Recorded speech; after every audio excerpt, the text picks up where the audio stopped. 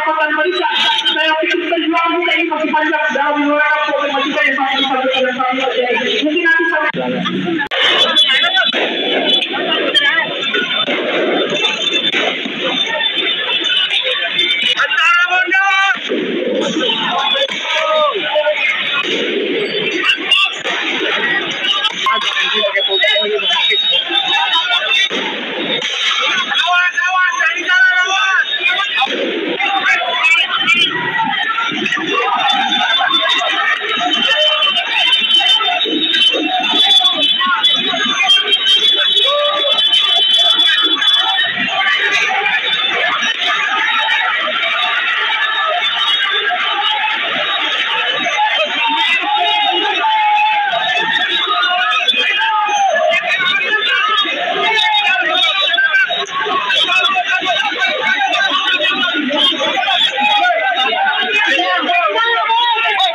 hari itu, langit Jakarta tidak hanya kelabu karena mendung, tapi juga oleh asaban terbakar dan sorak seruan massa yang menggema dari setiap penjuru. Ribuan mahasiswa dari berbagai universitas, buruh dari kawasan industri, petani yang datang dari pelosok Jawa, hingga aktivis yang lama tenggelam, semuanya membanjiri ruas-ruas jalan menuju Senayan. Aksi ini bukan tanpa sebab.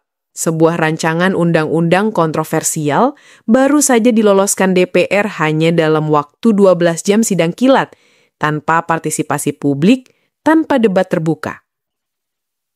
RUU ini dianggap memberi kekuasaan lebih besar kepada elit, melemahkan perlindungan buruh, serta membuka keran investasi asing tanpa batas, bahkan untuk sektor-sektor strategis seperti air dan pertambangan. Di tengah kerumunan, ada suara lantang dari megafon.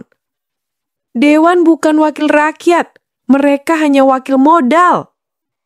Teriakan itu disambut ribuan tangan mengepal ke udara.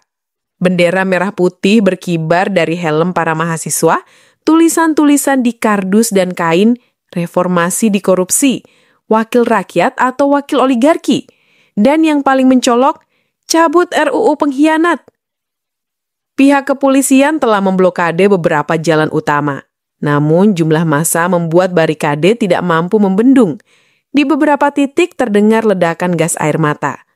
Namun bukannya mundur, massa justru semakin nekat. Tangisan, batuk, dan mata merah menjadi pemandangan biasa. Tapi api kemarahan jauh lebih besar dari air mata. Mahasiswa dari seluruh Indonesia menyatakan mosi tidak percaya pada lembaga legislatif yang dianggap hanya menjadi stempel pemerintah dan pengusaha. Dan ketika pagar DPR mulai digoyang, yang terbesit di benak semua orang hanya satu, sejarah sedang ditulis kembali. Malam hari tidak mendinginkan suasana. Di depan pagar DPR yang kini sudah roboh di beberapa sisi, ribuan orang mulai membangun tenda-tenda kecil.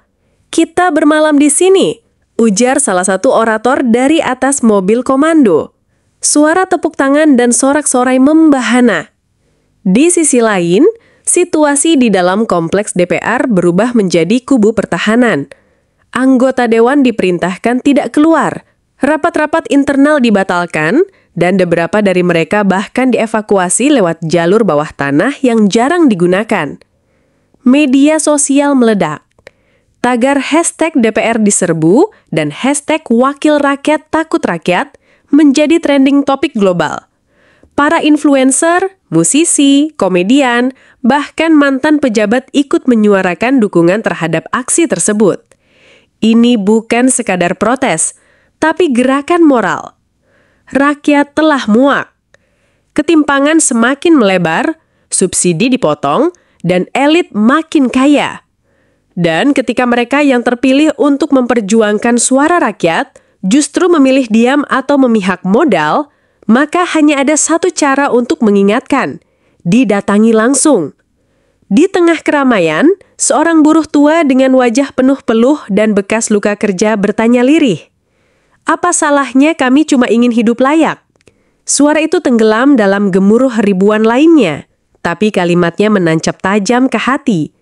Gerakan ini bukan sekadar aksi politis. Ini adalah jeritan dari generasi yang kehilangan harapan, dari rakyat yang dikhianati terlalu lama.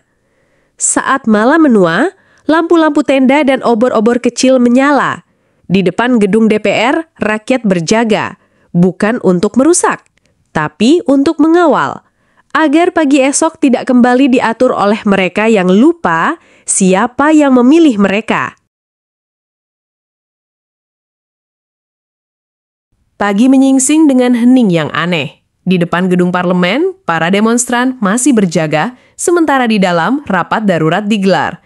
Beberapa partai politik mulai menarik dukungan terhadap RUU kontroversial tersebut.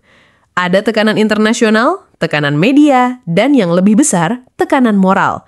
Namun, rakyat tidak mudah percaya. Gerakan ini telah membuka luka yang selama ini ditutup. Ketimpangan, korupsi, ketidakadilan, semua telanjang di tengah jalanan Jakarta. Dan meskipun sebagian massa mulai pulang, banyak yang bertekad akan terus datang. Beberapa tokoh mahasiswa menyerukan konsolidasi nasional. Kota-kota besar lain mulai bergolak. Solo, Bandung, Medan, Makassar hingga Jayapura mulai menggelar aksi serupa. Ini bukan hanya Jakarta yang memanas. Ini adalah Indonesia yang menggeliat. Pertanyaannya sekarang, apakah para wakil rakyat benar-benar mendengar atau hanya menunggu masa lelah lalu melupakan semuanya? Karena sejarah telah membuktikan satu hal, ketika rakyat sudah bergerak, tidak ada kekuasaan yang bisa menahannya terlalu lama.